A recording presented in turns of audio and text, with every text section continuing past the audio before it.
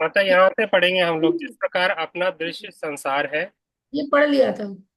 इसमें कुछ बिल्कुल ये साधारण कुछ आत्मा स्कूल ये पढ़। वाले पेज पे थे, इस पे थे वैसे। हम्म, हाँ यही यही है। यहाँ से पढ़ना है। ठीक है। सभी को प्रणाम। जैसा आप सबको ज्ञात है, हम लोग पढ़ रहे हैं पुस्तक हमारी वसीयत और विरासत, जो एक तरह से परम पूज्य गुरुदेव की आत्मकथा है और उनके अलौकिक अद्भुत जीवन की एक झांकी इसमें मिलती है। आइए सर्वप्रथम हम लोग गायत्री मंत्र करेंगे। परम पूज्य गुरुदेव परम वंदनीय माता जी की दिव्य उपस्थिति में, उनके सूक्ष्म संरक्षण में इस स्वाध्याय का आरंभ गायत्री मंत्र से करते हैं। गुरु सत्ता का ध्यान अपने हृदय क्षेत्र में करते हुए साथ साथ गायत्री मंत्र। ओम भूर्भुवः स्वः तत्सवितुर्वरेण्यं भर्गो देवस्य धीमहि धियो यो नः प्रचोदयात्। ओम गुरुर्ब्रह्मा गुरुर्विष्णु गुरुरेव महेश्वर गुरुरेव परब्रह्म तस्मै श्री गुरुवे नमः। तस्मै श्री गुरुवे नमः। गुरुदेव लिख रहे हैं, ये सूक्ष्म शरीरों की सूक्ष्म लोक की सामान्य चर्चा हुई। इससे पहले गुरुदेव ने कहा कि सूक्ष्म लोक में सभी प्रकार की आत्माएं रहती हैं। कुछ साधारण स्तर की होती हैं, कुछ दुरात्मा होती है, कुछ उच्च श्रेणी की होती है। और जो उच्च श्रेणी की होती है वो, जैसे कल बहुत सारे उदाहरण भी दे रहे थे डॉक्टर सारस्वत की, वो जो है, जो धरती पर रहने वाले लोग होते हैं और जो पात्र होते हैं, सुपात्र होते हैं, उनकी सहायता करने के लिए पूरा तत्पर रहती है। और स्पेशली गुरुदेव की तो टीम सूक्ष्म में एक है। एक बार जब 2011 में जब यज्ञ हुआ था हरिद्वार में, और उसमें उससे पहले एक किसी का अपना उनका अपनी बेटी के लिए उनका वो एक संस्मरण था। कुछ समय पहले उसकी मृत्यु हुई। तो उनको स्वप्न आया कि उनको लगा कि अरे ये कहाँ होगी, कैसे होगी।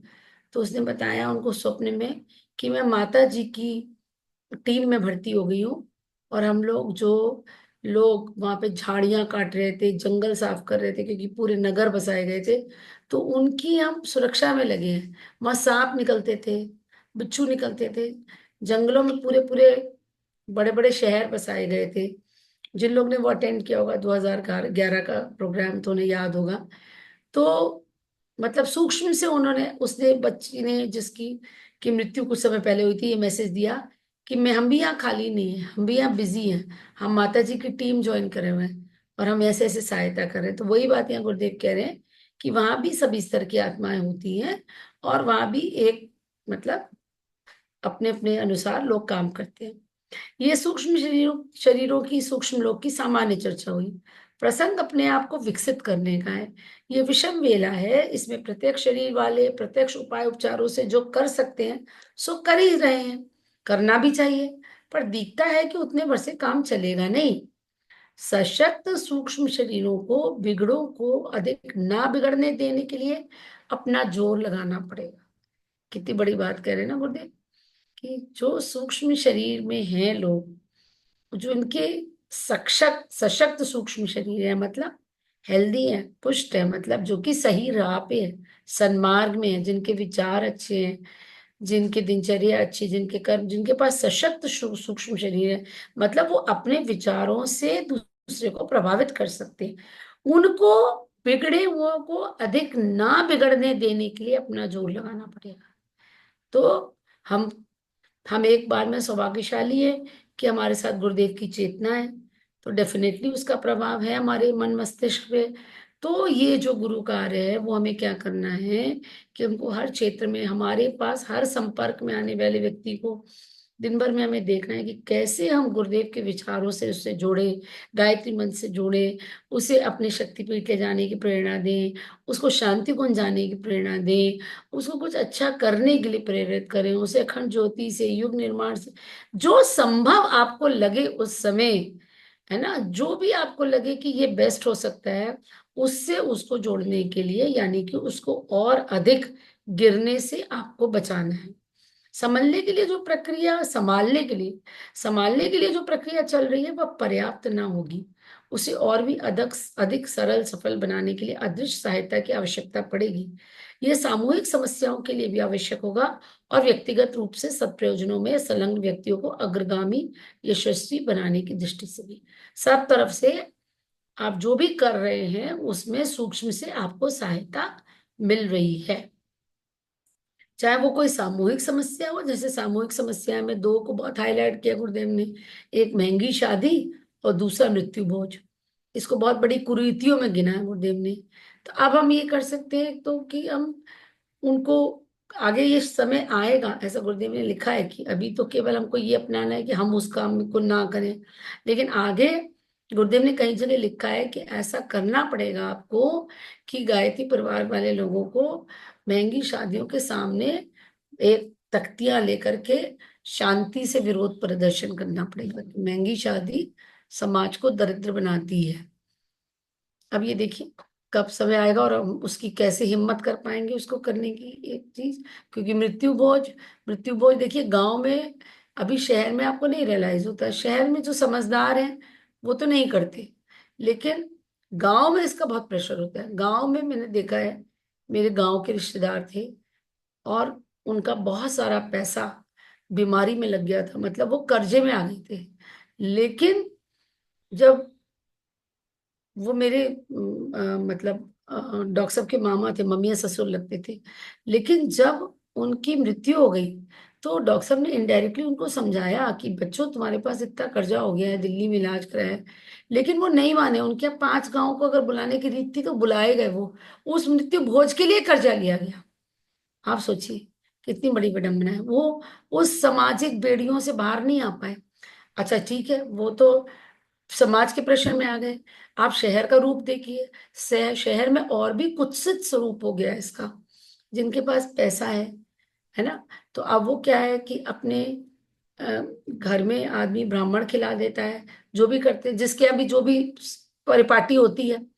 लेकिन अब पैसा है और उनका सर्कल बहुत बड़ा है। तो आपको पता है आजकल गेस्ट हाउसेस में, होटलों में मृत्यु भोज होते हैं, विच इज, आई मीन, शर्मनाक है। ऐसे बुफे की पार्टी लगी होती है जैसे कि ये पता नहीं कौन सी सेलिब्रेशन हो रही है। ऐसे भी मृत्यु भोज मैंने देखे हैं। तो ये, इसको तो खत्म होना ही होगा, जो गुरुदेव कह रहे हैं ना, कैसे हमें व्यक्तिगत स्तर पे लोगों के को बदलना है कि ये आप गलत कर रहे हैं। जैसे मान लीजिए विवाह हो रहा है आपके घरों में, अभी कम से कम मेरे रिश्तेदारों में विवाह हो रहे हैं, लेकिन उनको नहीं समझ में आ रहे, मैं, शादियां परिवार में हो रही है, वो दिन की शादियां नहीं कर रहे, अभी भी रात की शादियां कर रहे हैं। पर मैं क्या करती हूँ कि मैं एक बार फोन करके बोलती जरूर, मैं एक बार बोलती हूँ, मानते हैं नहीं मानते हैं, कोई बात नहीं, दो गाली मुझे दे देते होंगे या बोलते होंगे अपना बहुत ज्यादा ज्ञान बांटती है, कह देते होंगे, कह लो, कोई दिक्कत नहीं। मतलब लेकिन ये प्रयास तो शायद हम सभी लोगों को अब ये करना ही चाहिए, क्योंकि जब अनजान थे, जब पता नहीं था, तब हाँ, थी, उसका कारण नहीं पता था। अब तो हमें कारण पता, तो एटलीस्ट हम लोगों को वो डिस्कस तो करना ही चाहिए ना। एंड आई अभी एम क्यों वेरी इतने श्योर बड़े कि देखो, डरपोक हैं? जिस जिसको जो करना है वो करेंगे, नहीं मानते सब लोग, मैं बता रही हूँ आपको। एटलीस्ट हमें लेकिन तो सेटिस्फेक्शन होगा ना कि हमने हाँ, अपना कर्तव्य किया। अभी मेरे यहाँ एक और शादी होने वाली है परिवार में, जनवरी में। तो मेरी मदर मुझे मना कर रही थी कि वो नहीं मानेंगी, तुम बेकार। मैं कहा मैं उनको सजेशन जरूर दूंगी, शायद किसी को क्लिक कर जाए, है ना। और जरूरी नहीं है कि आप बिल्कुल, जैसे हम लोग शांति कुंज में 10 से 12:30 की जो शादी होती है संस्कार का टाइम है, एक आइडिया और दे सकते हैं हम उनको रिलेटिवली कि भाई आप बचा सकते हैं रात की स्टैमिना, रात का जगने का और वो सब। आप शाम को गोधूली के फेरे कर लीजिए, 3 से 4 बजे से 5-6 बजे तक शादी कर लीजिए, उसके बाद अपना खाना पीना कर लीजिए, रिसेप्शन कर लीजिए, वाइंड अप कर दीजिए। फिर भी कुछ तो बेटरमेंट होगा। वो जो यज्ञ बीच रात में अगली डेट में होता है, शादी 12 की है तो फेरे तो 13 की तारीख में हो रहे हैं, वो तो कम से कम आपकी डेट में हो जाएंगे, और लोग रात की जगने से बच जाएंगे, तो कहीं कुछ चेंज आएगा। कम से कम वो सात्विक यज्ञ क्या कहना चाहिए, सूर्यास्त के समय पे हो जाए, उतना तो हो सकता है। चलिए लेट्स सी अब क्या होता है, लेकिन मतलब ये इसमें हम लोग को हो सकता है आगे के समय में हाँ, तो एक जो। कुछ लोगों से रिवर्ट में ये मिला कि भाई ये बातें सही हो सकती हैं, लेकिन फेरे तो हम लोग ब्रह्म मुहूर्त में कराते हैं, रात की शादी में, मतलब ये सामने से मतलब उत्तर मिला था। नहीं नहीं, वो जानते ही नहीं है, वो दीदी, उसको हम लोग को, जानते हम लोगों को तो अपने प्रेस करना चाहिए, करना लेकिन चाहिए। कुछ कुछ बिगड़ैल टाइप के लोग हैं। आप भी देखिए, कहना हमको अच्छा नहीं लग रहा है, लेकिन कुछ बिगड़ैल टाइप के लोग हैं, वो मानते नहीं हैं। हम तो कह रहे हैं ना भाई साहब, परिवार जी वाले भी नहीं मानते, हम रिश्तेदारों जी की जी बात कर रहे हैं। जी। लेकिन प्यार से कहने में कोई बुराई नहीं है ना, पर पॉइंट आउट प्रणाम। तो करेंगे ना। प्रणाम दीदी। जी बताइए। ये पूछना चाह रहे हैं कि क्यों दिन में आप कह रही हैं, पता नहीं है, रात में क्यों इनमें मना ये कर है रही कि हैं? जो रात की देखिए, जो सात्विक कार्य होते हैं, जो सात्विक यज्ञ होते हैं, वो दिन में होते हैं। केवल तांत्रिक साधनाएं जो होती हैं वो रात को करी जाती है, एक पॉइंट।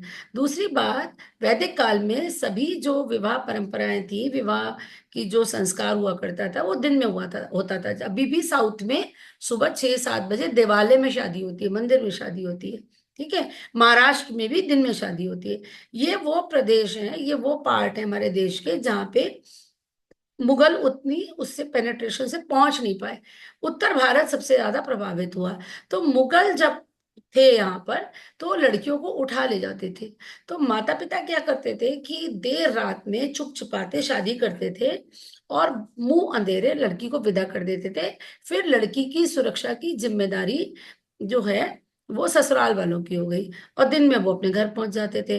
तो ये एक परंपरा थी। अब उसको जो है एक परिपाटी बना लिया गया, उसको अब समय बदल गया, अब कुछ नहीं है ऐसा। लेकिन अब वो जानते ही नहीं, अब उसका केवल क्या है, उसका कलेवर रह गया। क्यों करनी है रात में शादी, कि रात में लाइटिंग होगी, रात में घोड़ी चढ़ेंगे, है ना। वो जैसे एक दिन के महाराजा बन गए, घोड़ी चढ़ गए, तो वो अपने आप को मुकुट लगा दें उनको, जैसे राम बारात निकल रही हो कोई। तो ये जो है तो वो उसका बहुत ही विकृत स्वरूप हो गया। दीदी, परंपरा को खाली ढो रहा है आदमी, हाँ बाकी है पर कुछ नहीं। नहीं, तो सब। अब ये जो युवा बच्चे हैं जो जी। विवाह के लिए जा रहे हैं, उनको क्या अजीब नहीं लगता कि वो घोड़ी के ऊपर बैठ रहे हैं? उन्होंने जीवन में कभी घुड़सवारी नहीं करी, कभी घोड़े पे नहीं बैठे होंगे। अभी घोड़ा बेड़ैल हो जाए तो लेकर के भाग जाएगा, पता ही नहीं है। तो this is like, it is sort of stupidity, मेरे ख्याल में मूर्खता, है ना।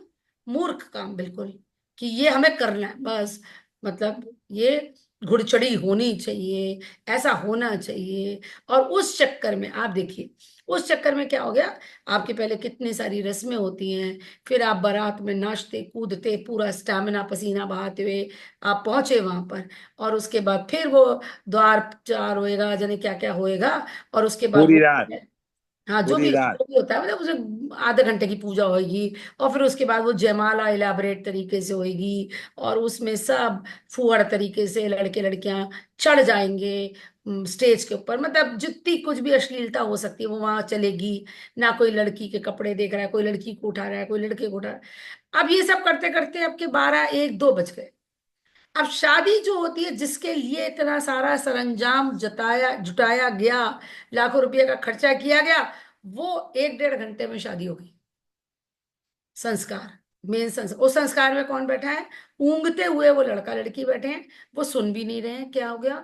उनके अंदर बिल्कुल तथा नहीं बची है, उनके अंदर कोई स्टैमिना नहीं बचा सुनने के लिए, ना वो ध्यान दे रहे हैं पंडित जी क्या कर रहे हैं, ना पंडित जी, एक्चुअली पंडित जी को भी खुद नहीं मालूम वो क्या बोल रहे हैं। तो विवाह का क्या मतलब रह गया? इट इज मजाक हो गया। और वही विवाह का मजाक आपको दिखाई दे रहा है संबंधों में, क्योंकि संस्कार जो होना चाहिए था वो हुए ही नहीं ढंग से। तो वो ये प्रॉब्लम दिखाई दे रही है, क्योंकि जो सीरियसनेस थी जिससे आप सुनते हैं, आप भावनात्मक रूप से जुड़ते हैं, जो एक वातावरण बनना चाहिए था। संस्कार का मतलब क्या है? विशिष्ट परिस्थिति में विशिष्ट कर्म कांड, विशिष्ट मंत्रों के साथ एक विशिष्ट उम्र पे ये संस्कार की डेफिनेशन है। तब तो वो आपके एंडोक्राइनल सिस्टम पे, आपके जीन्स पे, आपकी साइकोलॉजी पर प्रभाव छोड़ेगा, लेकिन वो तो विशिष्ट कुछ रहा ही नहीं उसके अंदर। तो उसका जो इम्पैक्ट है वो हम रिश्तों में देख रहे हैं। जिस तरह से दाम्पत्य जीवन की कुछ मालूम ही नहीं है बच्चों को कि क्यों हम शादी कर रहे हैं, या शादी की क्या कर्तव्य है, हमारी क्या जिम्मेदारी है। तो यहाँ पे ये बात उठ के आई। आंटी एक चीज और अब अपने इंडियन कल्चर में हो रही है, सॉरी, पहले प्रणाम आंटी, हाँ जी, बताओ इंस्पेक्टर। बेटा। आप आंटी एक चीज और हो रही है कि जब हम हिंदू संस्कृति से शादी करते हैं ना, तो हाँ, आजकल दूल्हा दुल्हन ऊपर चौकी पे बैठते हैं, हमारे यज्ञ भगवान सब नीचे रहते हैं। हम मानते हैं कि आजकल कॉस्ट्यूम ऐसे आते हैं कि लड़कियां नहीं बैठ पाती, तो हमारे यज्ञ भगवान के स्टैंड बना दिया जाए। एक चीज और हम सुधारने की मतलब कर सकते हैं आंटी, कि हमारे गुड यज्ञ भगवान आइडिया। के स्टैंड होते हैं, उसके ऊपर यज्ञ हाँ, कुंड रख दिया जाए तो एक बच्चों, लेवल आ जाए। वो भी फिर भी श्रद्धा, वो एक स्थूल चीज है। मेन चीज तो भाव है ना। हम वातावरण तो बनाएं, भाव तो बनाए पहले। वो एक स्थूल चीज है, उससे यज्ञ भगवान नहीं, यज्ञ भगवान नहीं गुस्सा हो जाएंगे, कोई बात नहीं, स्टूल पे बैठ जाओ, किसी पे बैठ जाओ, कोई प्रॉब्लम नहीं है यज्ञ भगवान को उससे। लेकिन वातावरण तो वो गंभीरता का बनना चाहिए ना कि हंसी मजाक का। विवाह होने जा रहा है, दो आत्माओं का मिलन होने जा रहा है, एक नया जीवन शुरू होने जा रहा है, उसके प्रति कोई सजगता, कोई कॉन्शियस एफर्ट, वो तो वातावरण में दिखे। ये बहुत इंपॉर्टेंट है। और इसके लिए पूरा घर परिवार सबको इंपॉर्टेंट है। जब प्लान बन रहा है तो उसमें देखना चाहिए कि विवाह संस्कार को महत्व मिलना चाहिए, तब तो जाकर के वो बात आएगी ना। ये मेरा कहने का मतलब है। ठीक है। जैसे कि आप घर में पूजा रखते हैं, है ना। आप आजकल घर में पूजा रखते हैं, आप ज्यादा लोगों को नहीं बुलाना चाहते। लोग, आप लोगों से कहिए किसी के घर में दीप यज्ञ कराने जाइए, भाई पास पड़ोसी को बुला ले। नहीं, फिर बहुत इलाबरेट हो जाएगा, फिर क्या हो जाएगा, क्योंकि बहुत ज्यादा इंपॉर्टेंट हो जाएगा कि उनका नाश्ता पानी, और फिर वो सारा ध्यान उसमें चले जाए। अरे भाई, वो सिंपल एक केले के प्रसाद में क्यों नहीं दीप यज्ञ हो सकता है। नहीं, आडंबर पे ज्यादा जोर दिया जा रहा है ना। तो वो, या तो वो ऐसा करेंगे कि जिसमें उनका ध्यान पूजा में नहीं होगा, केवल ध्यान होगा कि उनके जो अतिथि आए हैं उनका सत्कार कैसे हो, उनको नाश्ता कैसे कराया जाए, उनका सर्विंग कैसे हो, या फिर वो बुलाएंगे ही नहीं। ये है समाज की जो अब मैंने जो आजकल देखा है कि वो बुलाएंगे ही नहीं, फिर वो चार लोग घर के बैठ करके संस्कार करा लेते हैं और दीप यज्ञ करा लेते हैं, कुछ भी करा लेते हैं। ये, इसको हमको उनको मतलब बताने की, समझाने की जरूरत है कि भाई, हम लोग को ये लगता है कि हम लोग जा रहे हैं कहीं गुरुदेव की बात बता रहे हैं तो चार लोग हमको मिल जाए ऑडियंस, पता नहीं कब किसका मन बदल जाए, वो वाली बात। लेकिन आज अब जान कराने जाओ तो कोई बुलाना नहीं चाहता है अपने घर में किसी को। अब आगे पढ़ते हैं। जब हमें ये काम सौंपा गया तो उसे करने में आनाकानी कैसी। दिव्य सत्ता के संकेतों पर चिरकाल से चलते चले आ रहे और अब तक आत्मबोध जागृत, और जब तक आत्मबोध जागृत रहेगा तब तक यही स्थिति बनी रहेगी, यही गतिविधि चलती चलेगी। ये विषम बेला है। इन दिनों दृश्य और अदृश्य क्षेत्र में जो विषाक्तता भरी हुई है उसके परिशोधन का प्रयास करना अविलंब आवश्यक हो गया है। तो संजीवनी बूटी लाने के लिए, पर्वत उखाड़ लाने और सुषैण वैद्य की खोज में जाने के लिए जो करना पड़े करना चाहिए। ये कार्य स्थूल शरीर को प्रसुप्त से जागृत स्थिति में लाने के लिए हमें अविलंब जुटना पड़ा, और विगत 2 वर्षों में कठोर तपश्चर्या का, एकांत साधना का अवलंबन लेना पड़ा। ये गुरुदेव अपने लिए बता रहे हैं कि उनके मार्गदर्शक सत्ता ने जो कहा उन्होंने प्राणपण से किया, जब तक जीवित रहे वो करते ही रहे। अब क्या कर रहे हैं गुरुदेव, आगे की जो हेडिंग है वो है, इन दिनों हम ये करने में जुटे रहे हैं। हमारी जिज्ञासाओं एवं उत्सुकताओं का समाधान गुरुदेव प्राय हमारे अंतराल में बैठकर ही किया करते हैं। उसका कुछ कुछ एक्सपीरियंस आप लोग को भी होता होगा।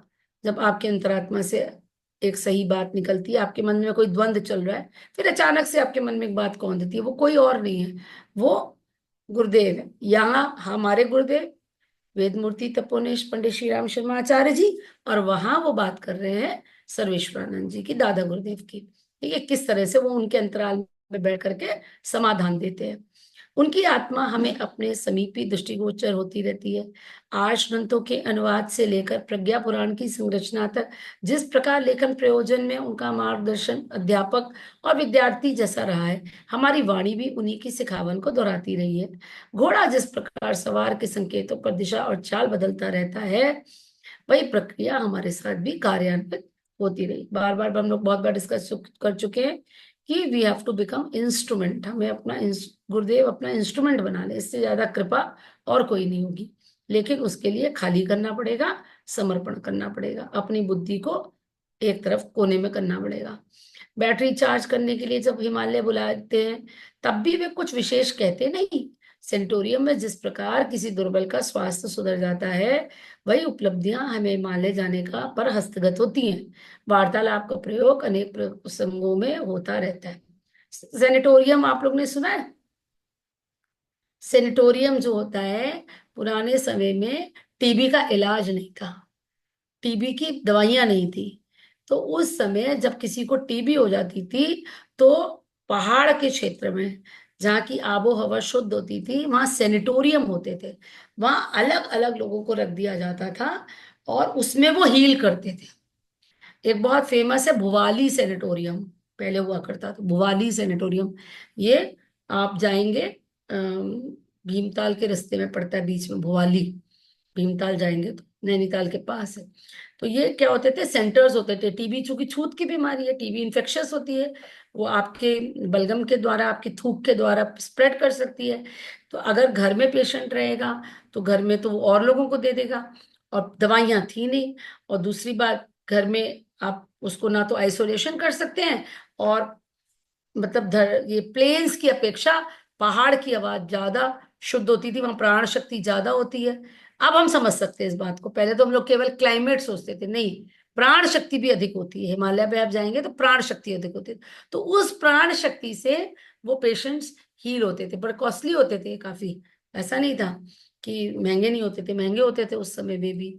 ये है सेनेटोरियम। पहले सेनेटोरियम में जिस तरह से भेजा जाता था स्वास्थ्य लाभ के लिए, उसी तरह की उपलब्धि हमें हिमालय जाने पर हस्तगत होती है।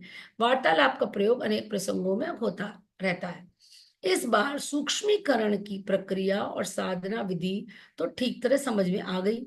और जिस प्रकार कुंती ने अपने शरीर में से देव संतानें जन्मी थी, ठीक उसी प्रकार अपनी काया में विद्यमान 5 कोशों, अन्नमय, मनोमय, प्राणमय, विज्ञानमय और आनंदमय कोशों को 5 वीरभद्रों के रूप में विकसित करना पड़ेगा। इसकी साधना विधि भी समझ में आ गई। जब तक ये पांचों पूर्ण समर्थ ना हो जाए, तब तक वर्तमान स्थूल शरीर को उनके घोंसले की तरह बनाए रहने का भी आदेश है, और अपनी दृष्टि स्थूल जिम्मेदारियां दूसरों को हस्तांतरित करने की दृष्टि से अभी शांति कुंजी रहने का निर्देश है। बहुत डीप साइंस है ये। 5 क्लोन बनाए गुरुदेव ने, अपने 5 कोशों को इतना सशक्त बना दिया, 5 समर्थ सत्ताएं बन गई, 5 वीरभद्र बन गए। पर जब ये साधना चल रही थी, उस समय स्थूल शरीर का होना आवश्यक है। स्थूल शरीर की रक्षा माता जी किया करती थी। ये आप पढ़िएगा, ये अब मैंने कौन सी पुस्तक में पढ़ा है, लेकिन जब ये साधना चलती थी सूक्ष्मीकरण की, तो माता जी बहुत अलर्ट रखती। गुरुदेव के सूक्ष्म शरीर की रक्षा माता जी करती थी। आप ये बात समझ लीजिए, जब भी कोई विशिष्ट साधनाएं ऐसे महापुरुष करते हैं, तो ऐसा नहीं है जो आसुरी शक्तियां, उनको भी पता चल जाता है। वो भी साधना कर रहे होते हैं, वो स्वार्थ के लिए कर रहे होते हैं, वो पर्सनल गेन के लिए कर रहे होते हैं, तो वो हमला कर सकती हैं। लेकिन अभी गुरुदेव ने बताया ना कि जब ये सूक्ष्मीकरण साधना चल रही है, क्लोनिंग प्रोसेस, अपने जैसे 5 बनाए उन्होंने, तो उस समय स्थूल शरीर का होना बहुत आवश्यक है, तो उस पे कोई आक्रमण ना हो जाए। ये अब जब मैं दोबारा कभी कहीं मुझे मिलेगा तब मैं आपको किताब बताऊंगी, लेकिन ये मैंने डेफिनेटली पढ़ा है कि उसकी रक्षा माता जी किया करती थी, तो गुरुदेव की स्थूल शरीर की रक्षा। ठीक है, ये सब स्पष्ट हो गया कि सावित्री साधना का विधान भी उनका निर्देश मिलते ही इस निमित्त आरंभ कर दिया। अब प्रश्न ये रहा है कि 5 वीरभद्रों का को काम क्या सौंपना पड़ेगा और किस प्रकार वे क्या करेंगे। इसका उत्तर भी अधिक जिज्ञासा रहने के कारण अब मिल गया। इससे निश्चिंतता भी हुई और प्रसन्नता भी। संसार में आज भी ऐसी कितनी ही प्रतिभाएं हैं जो दिशा पलट जाने पर अभी जो कर रही हैं उसकी तुलना में अत्यंत महत्वपूर्ण कार्य करने लगेंगी।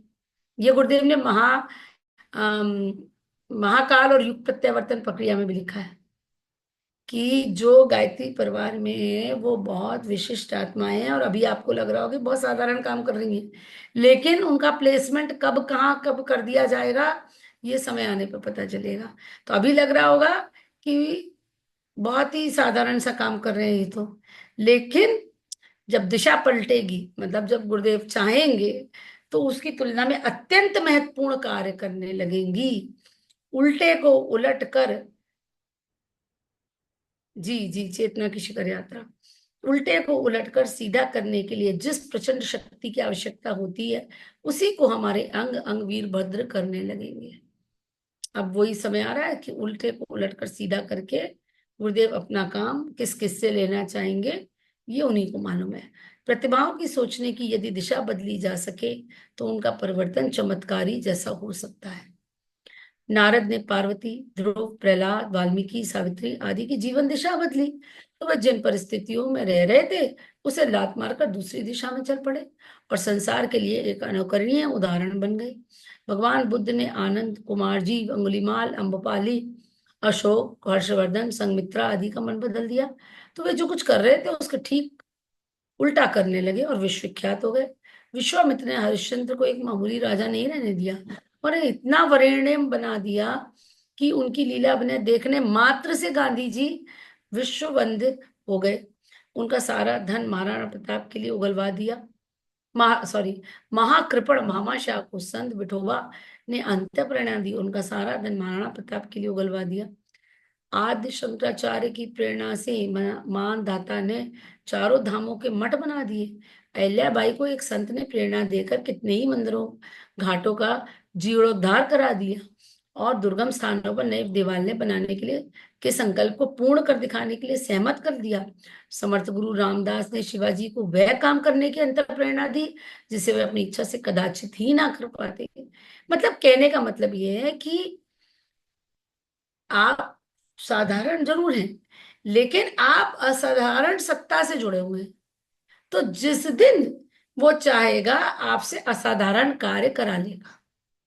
ठीक है, तो केवल आप इसलिए असाधारण हो जाते हैं क्योंकि आप जिस सत्ता से जुड़े हैं, जिसने भी कुछ किए वो अपने आप में महत्वपूर्ण व्यक्ति थे, लेकिन किसी की प्रेरणा से, किसी की गाइडेंस से, किसी के मार्गदर्शन से, किसी के कृपा से वो बन गए जो आज जिस नाम से वो जाने जाते।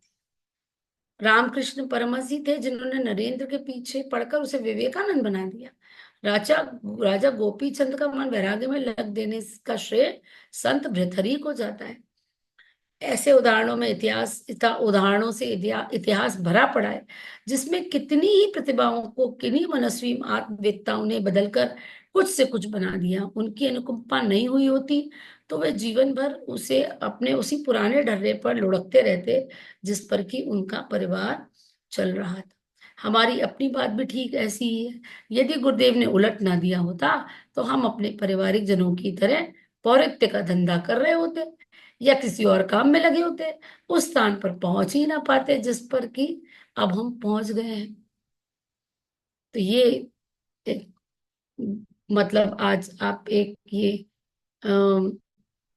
विचार लेकर के सोच सकते हैं कि हमारे कोई पुण्य कर्म किसी जन्म के उदय हुए जो हम गुरुदेव से जुड़े, लेकिन वो पुण्य कर्म और वट वृक्ष बन सके या वो बीज वो और फलित हो सके, उसके लिए अब हमें क्या करना है कि गुरुदेव हमारा चयन ऐसा करें कि हमारा आगे के जन्म जन्मांतर एक और उत्कृष्ट यात्रा की ओर आगे बढ़ सके हमारी यात्रा, है ना। तो उसके लिए हम बहुत सतर्क रहें कि किसी कालनेमी के चक्कर में ना पड़ जाएं, सतर्क रहें कि भटकाव ना आए।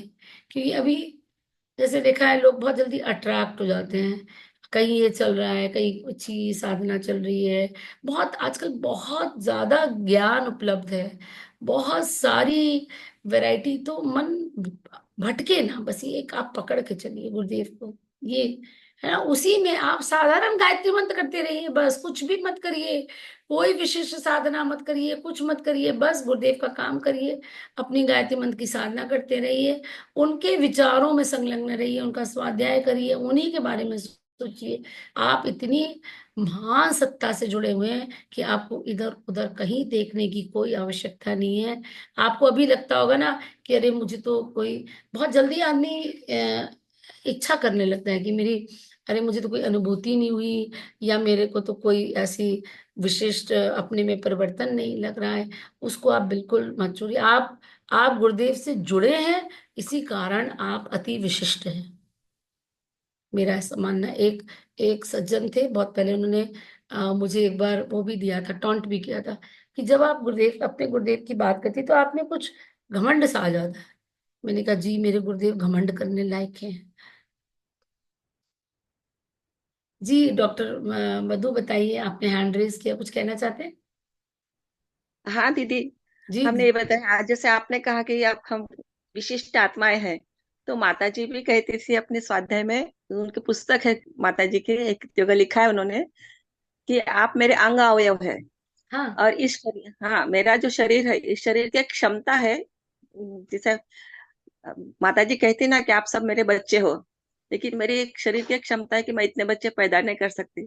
तो मैंने उन सारी माताओं की कोख को उधार लिया और आप सबको पैदा किया। ये माता जी ने महाकाल की यात्रा है ना, महाशक्ति की लोक लोक शक्ति यात्रा, की, हाँ, महाशक्ति की लोक यात्रा, हाँ। हाँ, उसमें माता जी के ये सेंटेंस है कि सारी माताओं की कोख को मैंने उधार लिया और आप सबका जन्म हुआ है। इस युग निर्माण के, इस युग नहीं, परिवर्तन के वो तो कार्य अच्छी बात है, पर मैं ये हम अपने को रोज रिमाइंड करें कि फिर हमको उस स्तर का बनना भी है। करना है।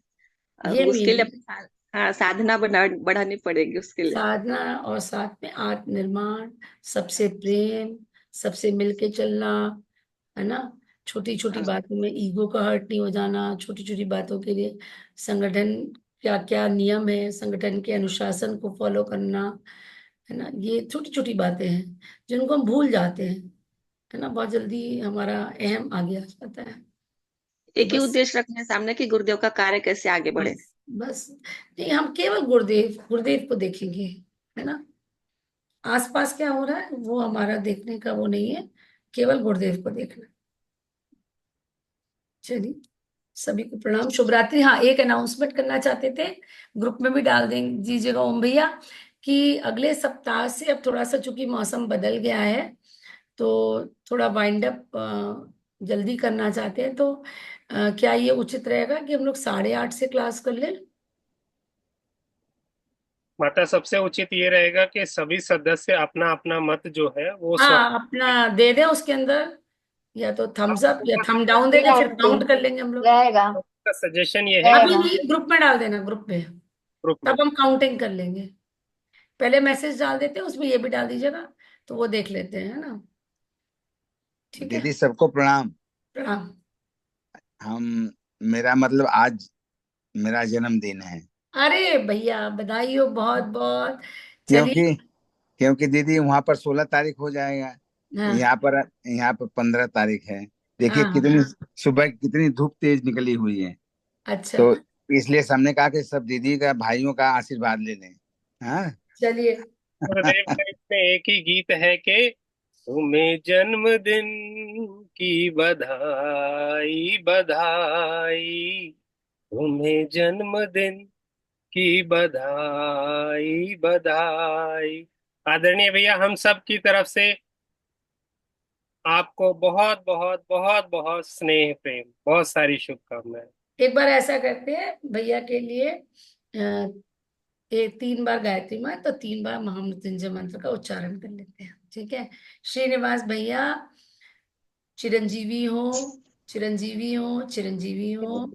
श्रीनिवास भैया धर्मशील हो, धर्मशील हो, धर्मशील हो। प्रगतिशील हो, चिरंजीवी श्रीनिवास भैया प्रगतिशील हो, प्रगतिशील हो, प्रगतिशील हो, प्रगतिशील हो। प्रगतिशील हो। हम लोग 3 बार गायत्री मंत्र करेंगे और 3 बार महामृत्युंजय मंत्र। सभी लोग भाव बनाएंगे। श्रीनिवास भैया को सब लोग देख पा रहे हैं। श्रीनिवास भैया सदा स्वस्थ रहे, गुरु कार्य करते रहे, और हम लोग को आगे बढ़ने की प्रेरणा देते रहे। बाय। ओम भूर्भुवस्सुर्वरेण्यं भर्गो देवस्य धीमहि धियो यो नः प्रचोदयात्।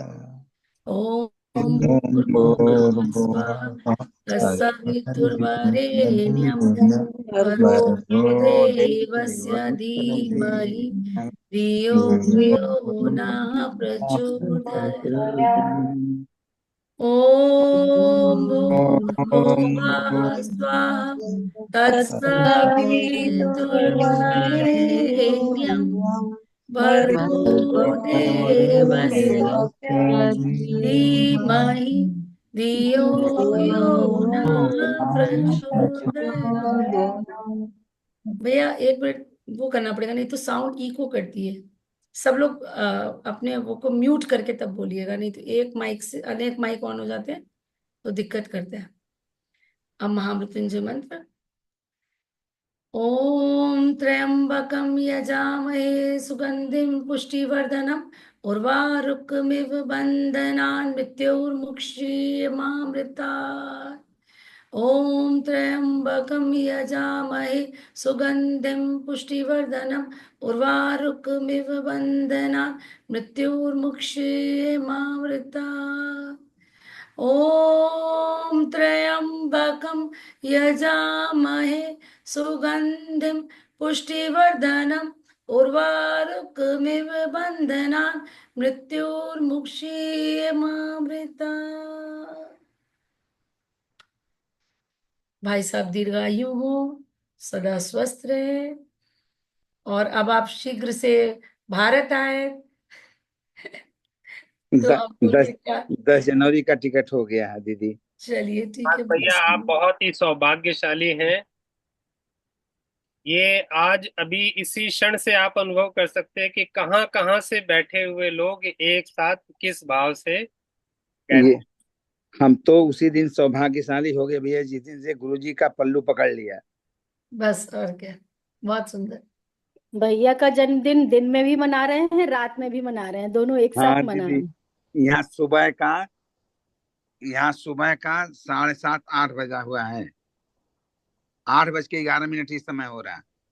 चलिए, आज हमको आपने जन्म दिवस के उपलक्ष्य पे एक खुशी की वो दे दी। आपने डेट अनाउंस कर दी कि किस दिन आ रहे हैं, तो ये है कि हाँ, जोन 5 में स्पेशली और ऊर्जा आ जाएगी आपके आने बिल्कुल बिल्कुल भैया, की। बिल्कुल पूरापन बिल्कुल है आपके ना रहने बिल्कुल। में। कार्यक्रम वहाँ हो रहा, मन तो नहीं लग रहा है, लेकिन अब ये चूंकि अब आए हैं बच्चे के पास तो थोड़ा समय तो उतना काट नहीं है। अभी उसको एंजॉय कीजिए, फिर आके ये हाँ, होगा। खूब खूब खूब एंजॉय हुआ, खूब बच्चे ने खूब हर जगह घुमाया। न्यूयॉर्क से लेकर न्यू जर्सी से लेकर पूरा घुमाया, मतलब कहीं बाकी नहीं रहा हमारे समझ से। बड़े बड़े जगहों में, अच्छे अच्छे जगहों में सब जगह घुमाया है। आज आज देव दीपावली भी है भैया, तो पूरे हाँ देश में दीप जले आपके जी जी जन्मदिन जी। के अवसर पर। बहुत अच्छा से लग रहा है। प्रणाम। प्रणाम। आप सबको लोग प्रणाम। जरूर डाल दीजिएगा कि क्या 8:30 सूट करेगा, तो उसी हिसाब से फिर मंडे को क्लास रहेगी। सबको प्रणाम दीदी। प्रणाम प्रणाम भैया, प्रणाम। जय गुरुदेव, प्रणाम सभी को।